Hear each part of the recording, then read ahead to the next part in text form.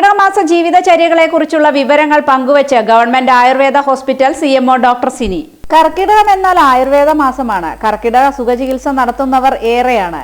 ഭക്ഷണ രീതിയിലും ഒട്ടേറെ മാറ്റങ്ങൾ വരുത്തുന്ന സമയമാണിത്. കർക്കിടക മാസത്തിലെ ഔഷധ ഭക്ഷണ രീതി എങ്ങനെയായിരിക്കണമെന്ന് വ്യക്തമാക്കുകയാണ് ഒറ്റപ്പാലം ഗവൺമെന്റ് ആയുർവേദ ആശുപത്രി CMO ഡോക്ടർ സിനി. പൊതുവെ കർക്കിടകം എന്ന് പറയുമ്പം എല്ലാവരുടെയും മനസ്സിലേക്ക് എത്തുന്നത് ആയുർവേദവും കർക്കിടകക്കഞ്ഞിയും പത്തിലക്കറിയൊക്കെ ആയിരിക്കും. പൊതുവെ ഒരു ആയുർവേദ ചികിത്സയ്ക്ക് ഏറ്റവും ഉചിതമായ ഒരു കാലം കർക്കിടകം തന്നെയാണ്. പിന്നെ മനുഷ്യൻ്റെ ആരോഗ്യം ഏറ്റവും കുറഞ്ഞിരിക്കുന്ന, രോഗപ്രതിരോധ ശേഷി ഏറ്റവും കുറഞ്ഞിരിക്കുന്ന ഒരു കാലമാണ് കർക്കിടകം. അതുപോലെ തന്നെ ദഹനശക്തിയും ഏറ്റവും കുറവായിരിക്കും. അതുകൊണ്ട് തന്നെ രോഗാതുരത ഏറ്റവും കൂടിയൊരു കാലമാണ് കർക്കിടകം.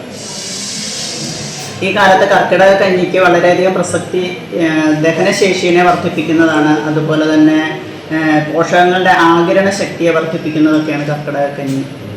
ഞവരേരി, ചെറുപയർ, ഉലുവ ഇവയോടൊപ്പം ഏറ്റവും ദഹനത്തെ വർദ്ധിപ്പിക്കുന്ന ചുക്ക്, കുരുമുളക്, തിപ്പലി തുടങ്ങിയ ഔഷധങ്ങളും ആശാളി, ജീരകം മുതലായവയൊക്കെ ചേർത്താണ് കർക്കിടക കഞ്ഞി തയ്യാറാക്കുന്നത്.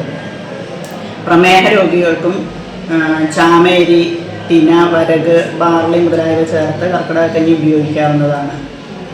കുട്ടികൾക്ക് തേങ്ങാപ്പാൽ, ശർക്കര മുതലായവയൊക്കെ ചേർത്ത് സ്വാദിഷ്ടമാക്കി ചെറിയ അളവിൽ കർക്കിടക കഞ്ഞി കൊടുക്കാവുന്നതാണ്. അതുപോലെ തന്നെ പത്തിലക്കറികൾ പ്രാദേശികമായി ലഭ്യമാകുന്ന ചേനയുടെ തളിര് തണ്ട് കൂടിയ ഇലകൾ, ചേമ്പില, മത്തനില, കുമ്പളത്തിൻ്റെ ഇല മുതലായവ ചേർത്ത് പത്തിലക്കറികൾ ഉണ്ടാക്കി ഉപയോഗിക്കാവുന്നതാണ്. അത് ഈ കർക്കിടക കഞ്ഞിയുടെ കൂടെ ചേർത്ത് ഒരു നേരത്തെ ആഹാരമായി ഉപയോഗിക്കാവുന്നതാണ്. വൈറ്റമിൻസ്, മിനറൽസ് എന്നിവയെല്ലാം ധാരാളമായിട്ടുള്ള അടങ്ങിയിട്ടുള്ളത് കൊണ്ട് തന്നെ നമ്മുടെ ആരോഗ്യത്തെ നിലനിർത്തുന്നതിനും ഇത് വളരെയധികം സഹായകമാണ്. പിന്നെ ഏറ്റവും കൂടുതൽ അന്തരീക്ഷത്തിലെ രോഗാണുക്കളുടെ സാന്നിധ്യമുള്ള ഒരു കാലമാണ് കർക്കിടകം. അതുകൊണ്ട് തന്നെ അപരാജിത ധൂമം പോലെയുള്ള പൊടികൾ രാവിലെയും വൈകിട്ടും അകത്തും പുറത്തും, വീടിനകത്തും പുറത്തും പുകയ്ക്കുന്നത് രോഗാണുക്കളുടെ സാന്നിധ്യത്തെ കുറയ്ക്കാൻ സഹായിക്കും.